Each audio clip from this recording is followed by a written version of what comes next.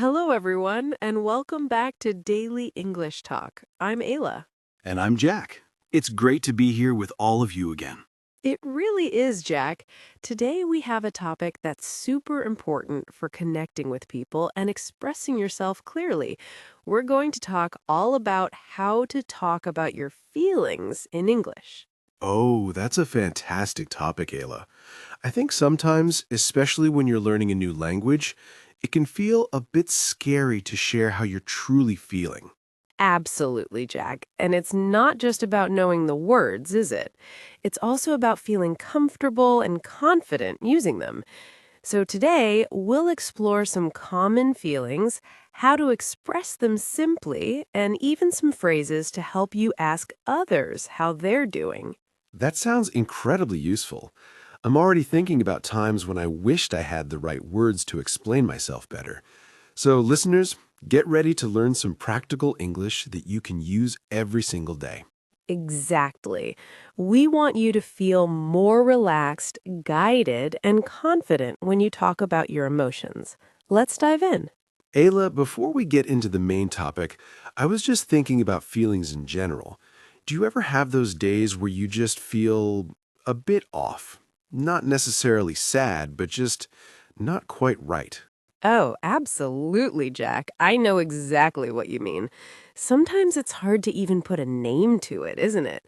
It's like a mix of things. Maybe a little tired, a little stressed, but nothing specific. Yeah, that's it. And then someone asks, "How are you?" And you don't want to say fine because it's not really true, but you also don't want to give a long explanation.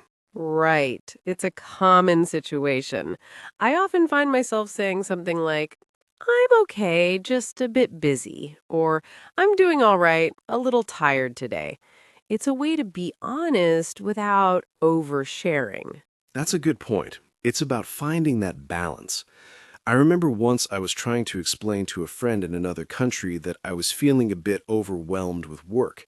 And I just kept saying busy, busy, but it didn't quite capture the feeling of being overwhelmed. That's a perfect example, Jack. Busy is a good word, but overwhelmed adds that extra layer of meaning, showing that it's too much. It's a stronger feeling than just being busy. So even with simple feelings, there can be different levels or shades of meaning, right? Exactly. And that's what we'll explore today. We'll start with some basic feelings and then look at how to add a little more detail. Don't worry if these words feel new. We'll break them down. Sounds good to me. I'm curious to learn more. I think it's also interesting how our culture affects how we talk about feelings. In some places, people are very open, and in others, they're more private. That's a very insightful point, Jack. Language and culture are so closely linked. When you're learning English, you're not just learning words, you're learning a new way to express your inner world. It's a journey of discovery. I love that way of looking at it. It makes it feel like an adventure rather than just a lesson. Exactly. So let's start our adventure with the very basics. When you're feeling good, what are some simple ways to say that, Jack? I know you're usually a very positive person. Well, the most common one is "I'm happy" or "I feel happy." You can also say "I'm good" or "I'm great." Perfect. And to add a little more, you could say, I'm feeling really happy today, or I'm in a good mood. In a good mood means you're feeling positive and cheerful. I like "in a good mood." It sounds very natural.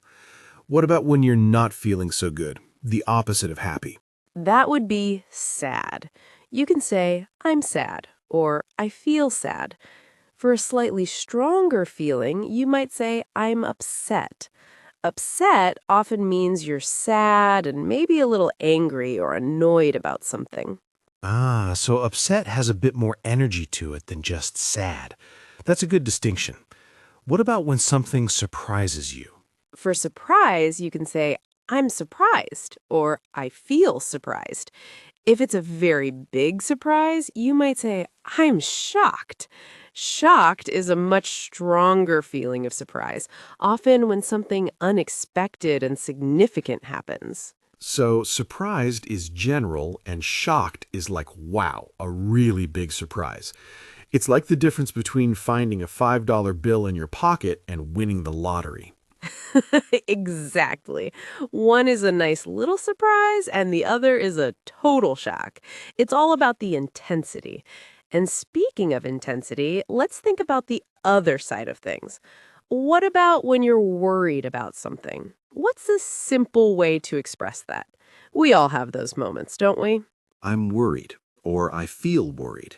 Sometimes I say I'm a bit nervous if it's about something coming up, like a presentation. Great examples, Jack. Worried is general, and nervous is often about a specific event in the future. You could also say, I'm anxious, if the worry is more constant or intense. Anxious is a stronger, more persistent feeling of worry. So worried, nervous, anxious. They're all related but have different strengths. Precisely. And it's okay to use the simple ones first. As you get more comfortable, you can try the stronger words. Don't worry if this feels like a lot of new words. Practice makes perfect. That's good reassurance, Ayla. I think sometimes learners feel like they have to know all the words immediately. Not at all. Start simple. Let's imagine a few situations. Jack, what if you've just finished a really difficult task at work and you feel good about it? I might say I feel relieved, or I'm so glad that's over. Relieved is a great word for when a worry or stress goes away. Excellent. Relieved is perfect. It shows that a burden has been lifted. Now, what if you're waiting for important news and you're feeling a bit tense and excited at the same time? Oh, that's a tricky one. I think I'd say I'm excited, but also a little nervous. Or maybe I'm feeling a lot of anticipation. Anticipation is a good word for that mix of excitement and waiting. Anticipation is a fantastic word for A2 learners, Jack. It perfectly captures that feeling. It's a bit more advanced, but very useful. Another common feeling is when you're not happy because something didn't go your way. How would you describe that? I'd say I'm disappointed, or I feel disappointed, like if my favorite team loses a game. Yes, disappointed is exactly right. It's a feeling of sadness because your hopes or expectations weren't met. It's a very common feeling and a good word to know. These examples really help to understand the nuances. It's not just about the word itself, but the situation. Exactly. Context is key. Now, let's talk about how these feelings sound in real conversations. We'll give you some short dialogues. This is where it gets practical. Imagine you're talking to a friend, and they look a bit down. You might ask, "Hey, you look a bit quiet today. Is everything okay?" Not really, to be honest. I'm feeling a bit sad because my cat is sick. "Oh no, I'm so sorry to hear that. I hope your cat gets better soon." In that example, the friend was honest about feeling sad. And Ayla, you showed empathy, which is important. Yes, showing you care is just as important as expressing your own feelings. Let's try another one. Imagine you've just received some good news. Guess what? I got the job. That's amazing! I'm so happy for you. I knew you could do it. Here, Ayla expressed happiness and also support. It's a very natural reaction. It is. Now, what if you're feeling a bit frustrated with a task? This computer program is driving me crazy. I'm so frustrated with it. I understand. It can be really annoying when technology doesn't work. Do you need some help? In this one, I expressed frustration and Jack offered help, which is a kind response.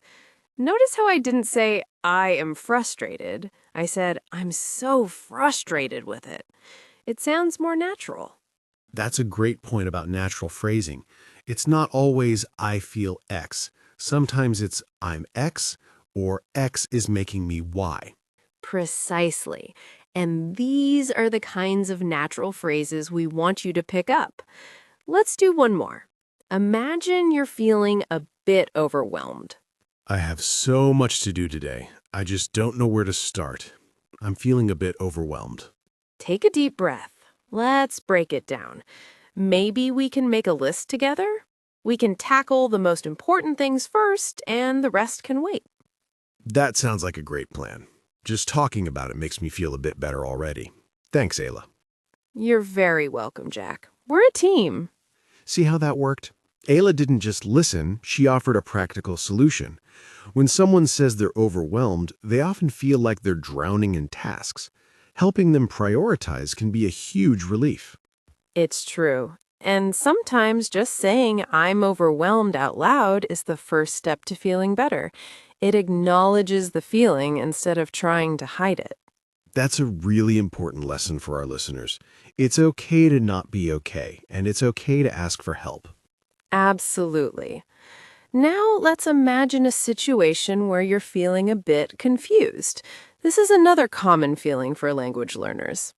Oh, I know that one well.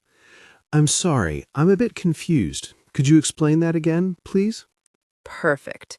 Using confused is much better than just saying, I don't understand. It describes your internal state. It shows you're trying to follow along but need a little more clarity. And people are usually very happy to explain things if you're honest about being confused. It's much better than just nodding and pretending you understand. I couldn't agree more. Pretending to understand usually leads to more confusion later on. Another feeling that's important to talk about is being bored. This movie's a bit slow, isn't it? I'm starting to feel a little bored. I agree. Let's find something else to watch.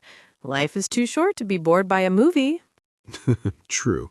Bored is a simple word, but it's very useful for expressing your interest level in something. And then there's proud. This is a wonderful feeling to share. I've finally finished that long book in English. I'm so proud of myself. And you should be. That's a huge accomplishment. I'm proud of you too. Sharing your pride with others can make the feeling even stronger. It's a great way to celebrate your progress. It really is. These are all such common, everyday feelings. By learning the words for them, you're giving yourself the tools to connect with others on a deeper level.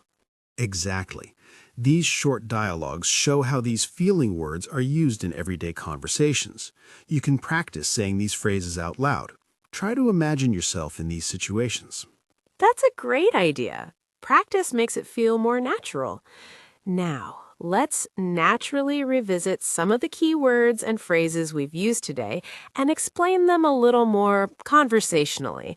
We're not going to list them, just talk about them as if we're chatting with a friend. Sounds good. I'm ready. So, we talked about feeling happy. This is a very positive emotion, right? When you're happy, you might smile a lot or feel light and cheerful. For example, I'm so happy the sun is shining today. It's a simple, clear way to say you feel good. Yeah, and it's one of the first words you learn. Very useful. Then we had sad. Sad is the opposite of happy. When you're sad, you might feel like crying or just want to be quiet. Like, I'm sad because my friend moved away. It's a natural human feeling. It is. And then we had worried. When you're worried, you're thinking about problems or bad things that might happen. Maybe your stomach feels a bit funny or you can't stop thinking. For instance, I'm worried about my exam next week. It's a very common feeling before something important. And related to worried, we had nervous. Nervous is often about a specific event, like a presentation or a first date. You might feel butterflies in your stomach. I'm nervous about giving my speech tomorrow. It's a temporary feeling, usually. That's a great distinction, Jack.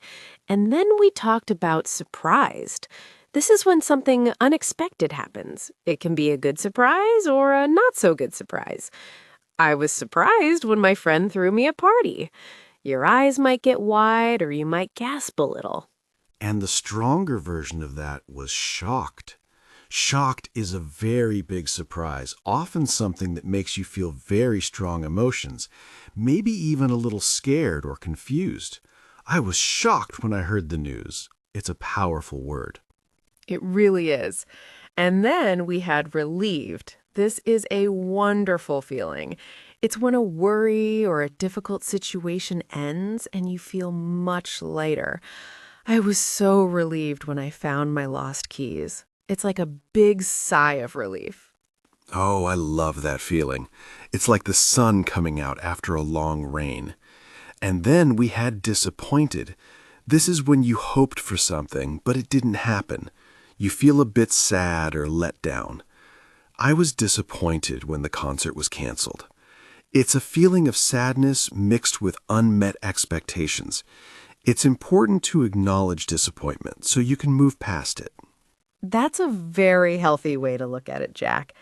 We also touched on confused. Remember, this is when things don't quite make sense. I'm a bit confused by these instructions.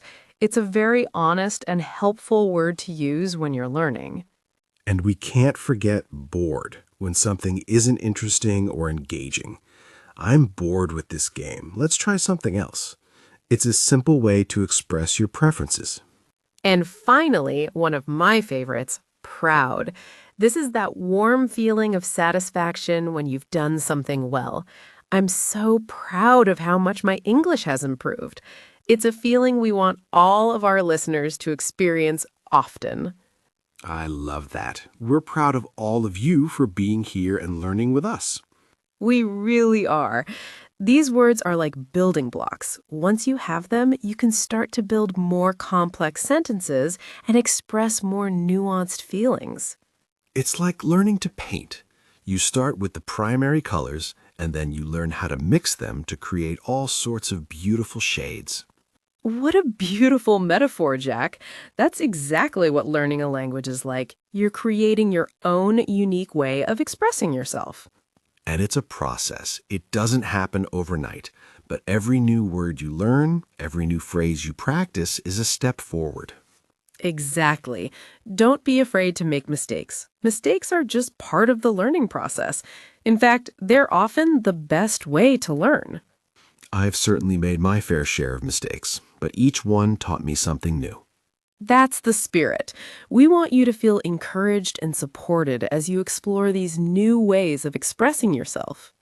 We're your biggest cheerleaders. We are.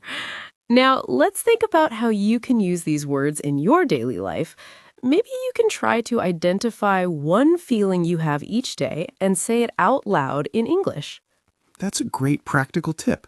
Even if you're just saying it to yourself in the mirror, it helps to get the words out of your head and into the world. Today, I feel grateful. That's another good one. Grateful means you're thankful for something. I'm grateful for this delicious cup of coffee. And I'm grateful for our wonderful listeners. See, it's easy once you start. It really is. And the more you do it, the more natural it will feel. I'm already feeling more confident just talking about it. That's the goal, Jack. Confidence is key. When you feel confident, you're more likely to take risks and try new things with your English. And that's when the real progress happens. Exactly. So let's keep that positive energy going. I'm all for it. Now, I think it's time for our question of the day. I'm really curious to hear what our listeners have to say. Me too. This is always my favorite part of the episode. It's so great to connect with everyone. Definitely. And now for our question of the day. Yes, we love hearing from you, and answering this question will give you a chance to practice using some of these new words and phrases. So, our question for you today is, what is one feeling you find difficult to express in English, and why?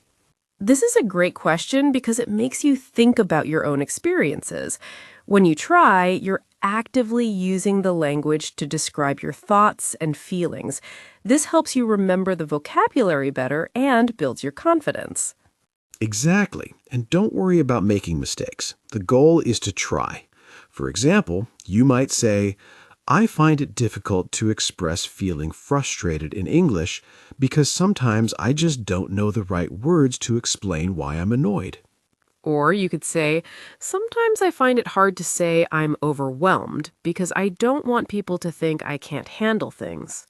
See? Simple, honest answers. We encourage you to share your thoughts in the comments section, or even just say your answer out loud to yourself. It's all about practice. It truly is. And that brings us to the end of another episode of Daily English Talk. Wow, that went by fast, Isla. I feel like I learned a lot today. Me too, Jack, and I hope all our listeners feel the same.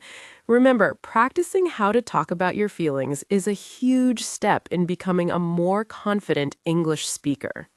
Don't be afraid to use these words in your daily conversations. Start small, be patient with yourself, and keep practicing. We're here to support you every step of the way. Thank you for joining us today. We invite you to comment, share your answers to our question, and return next time for more daily English talk.